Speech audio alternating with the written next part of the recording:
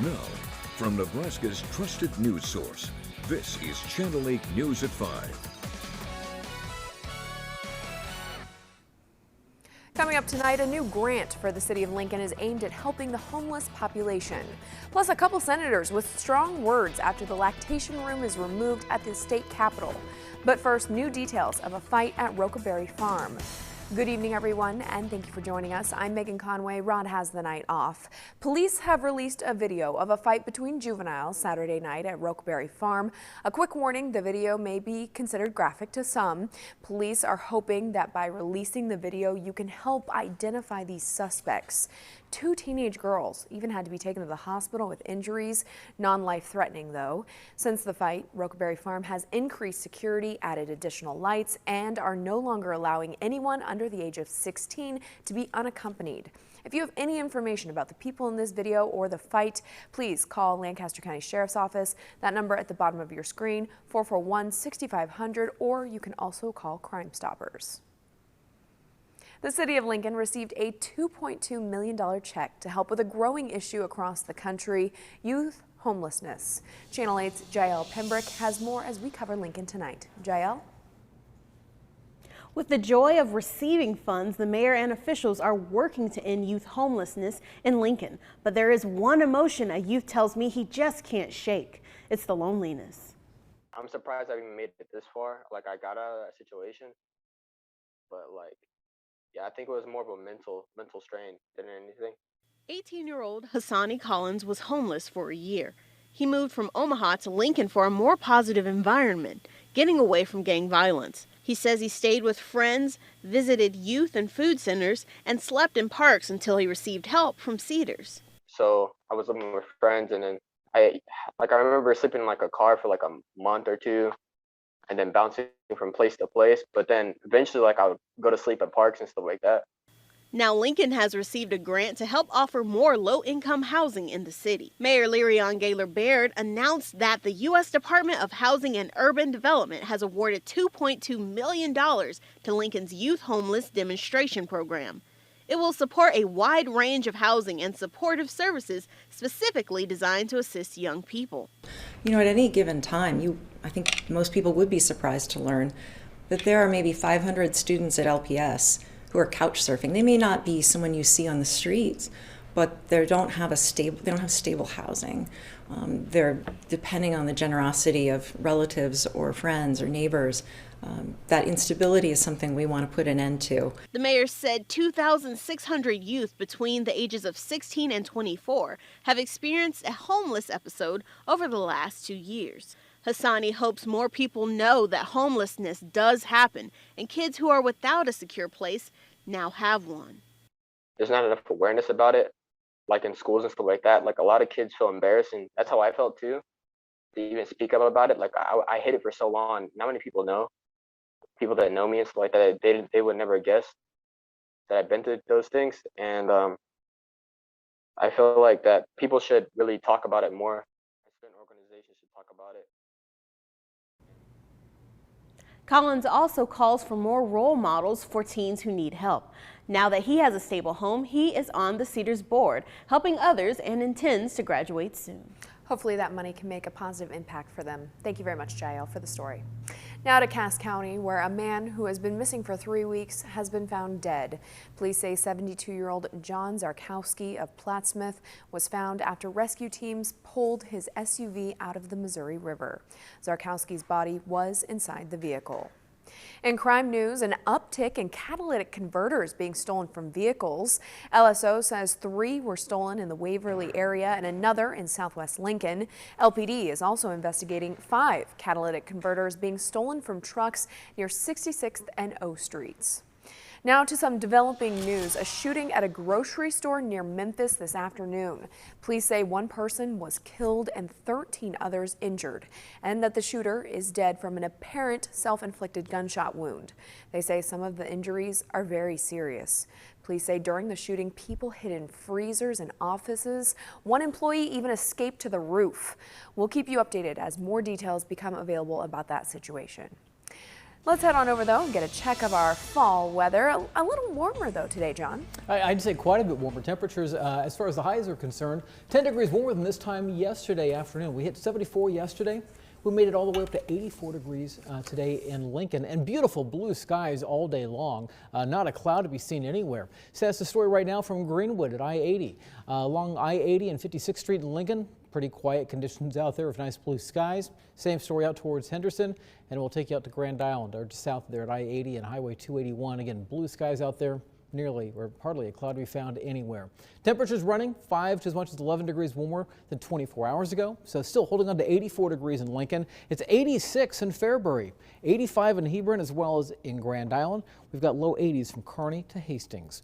Not much to speak of on the satellite and radar. There are some clouds drifting in from the west. We will see our clouds on the increase as we go through the overnight hours. But for this evening, we'll keep skies clear.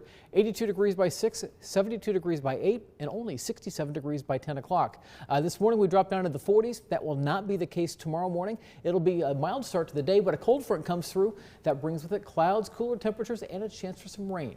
We'll take a look at all that coming up in just a few minutes. Sounds great. Thank you very much, John. The popular festival Lincoln Calling starts tonight, bringing 45 bands to the capital city. It kicks off at 3 outdoor locations downtown. There will be visual art as well as non-musical interactive performances. A negative COVID test or proof of vaccination is required to be able to attend the event. You can find all of the details about it on our website, klkntv.com. Over the years, there's been a steady drop in applicants at Lincoln Fire and Rescue, but an event this weekend is looking to boost those numbers. It's called Join LFR. The workshop is tomorrow and Saturday. You'll get a look into the world of Lincoln Fire and Rescue, as well as talk about the hiring process, a day in the life of a firefighter, some mentorship, and a ride-along opportunity. If you've ever thought about being a firefighter, EMT, or paramedic, now is the time to explore it further, and hopefully you'll be applying with Lincoln Fire and Rescue in October. This is the second weekend for the event. It is free and happens from 10 to noon at Fire Station 15, that's near 70th and Pine Lake. Now we go to Florida, where multiple law enforcement agencies are still searching for Brian Laundrie, the only person of interest in the murder of Gabby Petito. ABC's Rena Roy has more. Search crews are back in the swampy nature reserve in Northport, Florida, on the hunt for 23-year-old Brian Laundrie. Swamp buggies are important for us because you're at higher altitude looking down, and you can get into the deeper water, the deeper marsh. And experts say if Laundrie is there in that rough terrain, time and resources could be running out. There's a big distinction between the strength and the effectiveness of law enforcement versus Brian, who's probably deteriorating. This as we learn of a possible change in the timeline of Gabby Petito's last known sighting. Witness Nina Celie Angelo claims she saw Gabby with Laundrie at Mary Piglet's restaurant in Jackson Hole, Wyoming on August 27th, 3 days after officials originally thought she was last seen. His demeanor, the way he was acting, how persistent he was, he freaked me out. She was emotional. She was crying. She seemed kind of embarrassed. Angelo says the couple were in an angry confrontation with the restaurant staff. Gabby in tears, trying to calm Laundrie down. He was screaming. He was really angry. Yeah, he was just like going in on the hostess. She was like, "I'm sorry, come on, let's just go." You could feel his temper. The restaurant is just outside Grand Teton National Park. Gabby's body was discovered near there earlier this week. The restaurant has confirmed to ABC News that the couple were there, and they say they're now speaking with the FBI, but the agency has not confirmed the incident. The city of Moab, Utah has announced a formal investigation into the police department's handling of that incident between Gabby and Brian, caught on body camera on August 12th, when a witness called 911 to report a possible domestic dispute. Officials say there doesn't appear to be a breach of policy, but add that appropriate action will be taken if the investigation finds otherwise. Rena Roy, ABC News, New York. And in Texas, Haitian migrants still being deported and a top U.S. envoy to Haiti walking off the job. His views were put forward, they were valued, they were heard, different policy decisions were made in some circumstances. She's talking about Daniel Foote, who quit the job just 2 months after taking on the role. Foote calling the Biden administration's policy, quote, inhumane and counterproductive, saying his resignation was in protest of the situation. All they're trying to do is escape from violence in their country. We're saying to the president and everybody else, you got to stop this madness. The Department of Homeland Security says the U.S. has flown more than 1,400 migrants back to Haiti just this week. We're also learning that thousands of federal, state, and local personnel are being sent to the southern border to help handle the humanitarian crisis. So far, no word on any Nebraskans going to assist. Still to come on the news tonight, we'll show you how a local Facebook group is making Lincoln a better place, one coffee at a time. We'll be right back.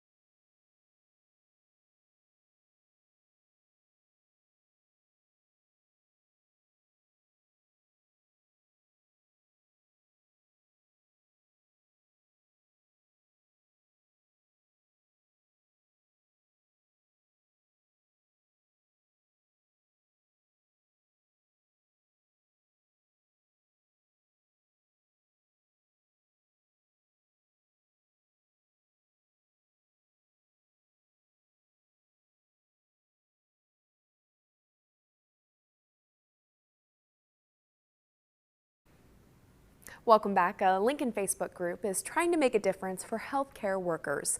The group's name is Make Lincoln Kind Again.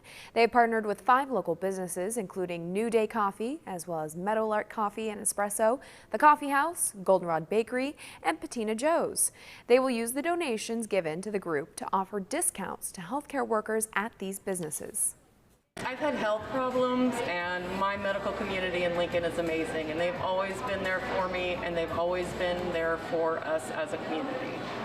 In the beginning of this, they were heroes, and that's kind of gone by the wayside. They have been struggling for the last year and a half to keep up, and we need to show them our gratitude and appreciation. And this is a way for the community to come forward and do that. Donations are currently being accepted on Venmo or in person at any participating location. That Venmo account on the bottom of your screen.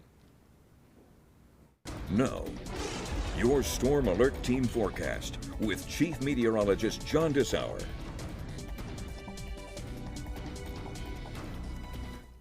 Beautiful day, and our stretch of beautiful weather continues. Today marks the third day below normal, going into the books after a morning low of 42, but the afternoon made it all the way up to 84 degrees. But we've also been pretty dry lately, and because of that, on our latest drought monitor issued today, we've seen some expansion in areas included in drought conditions, starting from abnormally dry. In fact, 85% of the state now included in at least abnormally dry conditions. The one area that's gotten a little bit better would be in the severe drought categories. This would be the browns and the oranges colors. That's seen a decrease of about 6.5% compared to last week. Wanted to take you down to our brand new camera down into Schoen's Roofing in Beatrice. It's the quickest expanding TV camera network you're seeing across the state. This is a live look down from Beatrice right now. Beautiful blue skies all day long. Now take you up into Lincoln from Honda of Lincoln, and you can see no clouds at all to be found anywhere around southeast Nebraska today. Temperature-wise, as I mentioned, we had a high of 84 degrees, and that's where we are at right now at the airport. It is 84 at the East Campus, a little warmer over towards Southeast Community College, 84 degrees on the south side of town, and 82 right now along Denton Road on the southwest side of town. Down towards Beatrice, it's 82 right now, 85 in both Fairbury and Hebron, 84 in Aurora, 85 in Grand Island, and we've got a pair of 83s from Hastings as well as in Kearney. Dew points are low. This is fantastic air you don't even really notice outside because it is so dry out there. So good that the rest of the evening we'll start to see our temperatures dropping, but not as much as what they have the last couple of nights when we've fallen into the 40s. The reason for that, we'll start to see clouds moving into the area. So low temperatures will only be down into the mid 50s. We're also going to have a cold front beginning to move in, and as long as we stay ahead of that cold front, we should keep our temperatures up just a little bit as well. But what that will also bring with it tomorrow is more in the way of cloud cover. Not expecting to see a whole lot of blue skies tomorrow. Look for mostly cloudy skies as we go throughout the day. By noon, we're talking temperatures up right around 70 degrees. Now, there will be a chance for an isolated shower throughout the day tomorrow. Most of us will remain dry. Rain won't even be a thought as we go through the afternoon, mid to late afternoon. Here we'll take you through 5 o'clock with temperatures in the low 70s. And we should see highs tomorrow up right around 75 degrees in Lincoln, as warm as 78 and 79 from Beatrice to Fairbury and Hebron. A bit cooler as you head further to the north, a high of 73 degrees tomorrow in Columbus. Winds will shift around from the southwest in the morning to the north by afternoon, 6 to 15 sustained with some gusts to 25 miles per hour. Now tomorrow evening, if you've got plans taking you outside, high school football games for instance, again, can't completely rule out the chance for a spotty shower. Most areas, though, will remain dry as we go through the evening hours. That's 8 o'clock. We'll take you up through 10 o'clock and 11 o'clock, and temperatures, or I should say skies beginning to clear out and temperatures starting to drop back into the 50s. We'll have a chilly morning on Saturday with lows down into the 40s. Tomorrow evening's game of the week, Freeman versus Palmyra. We'll see cloudy skies at 7. We'll see clouds beginning to decrease at 8 and 9, down to 62 degrees by 9 o'clock. This weekend's looking pretty nice, with highs back into the upper 70s, lower 80s out to the west. For the football game, Nebraska at Michigan State, they'll have some showers in the morning. Clouds will beginning to decrease by afternoon and evening. Kickoff at 6 o'clock, 62 degrees. 55 degrees by 8 o'clock. And on Sunday, we'll see temperatures much warmer with highs in the upper 80s to near 90 degrees in some spots. 7-day forecast, 78 degrees on Saturday, 88 on Sunday, 87 degrees coming in for Monday. And then we'll start to see some cooler temperatures coming in with a few chances for some showers as we head towards the end of next week. All right. Thank you very much, John. In other news now, some senators sharing strong words after the lactation room in the state's Capitol building was removed due to renovations. Here's the story. It is devastating, disappointing, disheartening. Pro-life state my butt. Senator Michaela Cavanaugh had strong words on the floor of the legislature Wednesday after learning a mother's lactation room that had multiple seats for nursing and pregnant moms is now a man's office. It is a place to accommodate working mothers and their needs so that they can be the best employee and be the best mom. Another state senator, Megan Hunt, a working mom herself, shared her opinion. This is what misogyny is. It's institutional, systemic decision-making on the part of people to exclude women, to exclude people who have these experiences. The choice was made by Senator Dan Hughes, chair of the executive board, who said the move had to be made and is temporary due to ongoing renovations on the Capitol's HVAC system. There are a lot of moving pieces in this building. There's a lot of office space. We have a tremendous amount of personnel that needs space to do their job. A couple of years ago, 3 News Now showed you what the original room looked like. A single stall and a woman's restroom. They eventually got this lactation pod, which Hughes said is still available. It's not like we've taken away the only option that we have for mothers who choose to be in the building to express milk or feed their children. We caught up with Senator Kavanaugh at her Omaha home this afternoon. She says the pod is fine for visitors, but not for the hundreds of female employees in the Capitol. It doesn't have access to water, except for in the public restroom, which was the whole reason that we needed a space, is so that you can clean your equipment and sanitize it and all of those things in a private sanitary space, not a public restroom. Kavanaugh says she wishes the entire legislature was informed of the move and that employees would double up on offices instead of removing the mother's room. She says until the problem is fixed, she'll be working in a general use space instead of her office.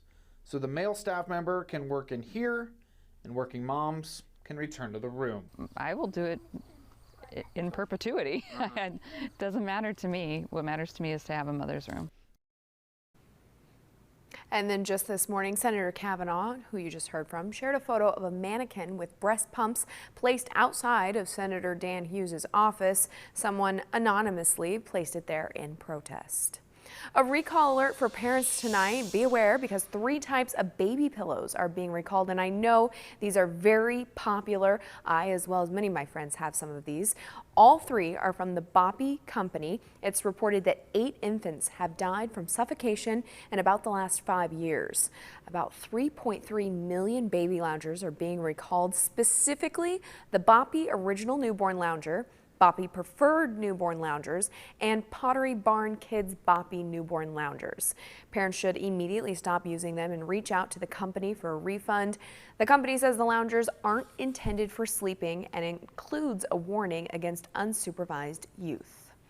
And in other consumer news now, Americans are expected to spend $10 billion on Halloween this year. According to the National Retail Federation, that's $2 billion more than in 2020. Most of the spending will go to costumes, but you can't forget about the Halloween Halloween candy and decorations. Another great day on Wall Street, the Dow jumping over 500 points. The Nasdaq is up 155. Here are your numbers. You're watching Channel 8, Nebraska's trusted news source.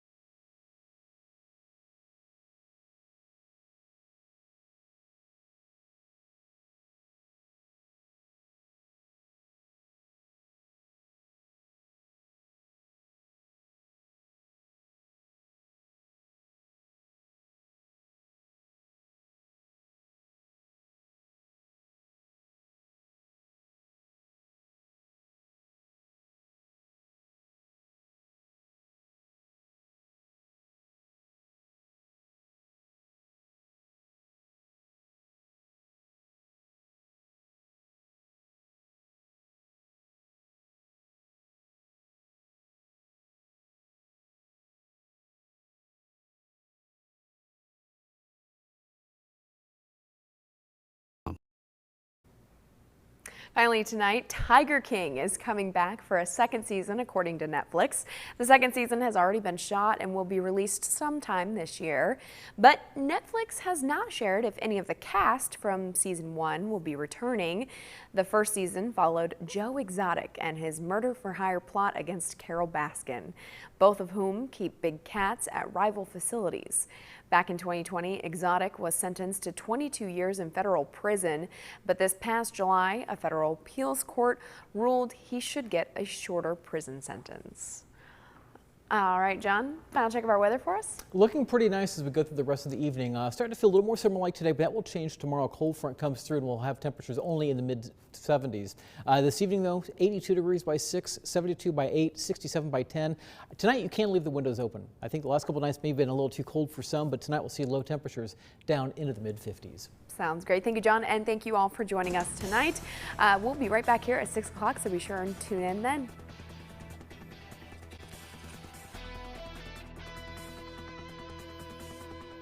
With the Channel 8 Eyewitness News mobile app, you'll be the first to know. Get alerts about breaking news and weather, all in the palm of your hand. What's so extreme about the DQ Reese's Extreme Blizzard? How about all the Reese's you could dream of, all in world-famous DQ soft serve? What a rush. Get it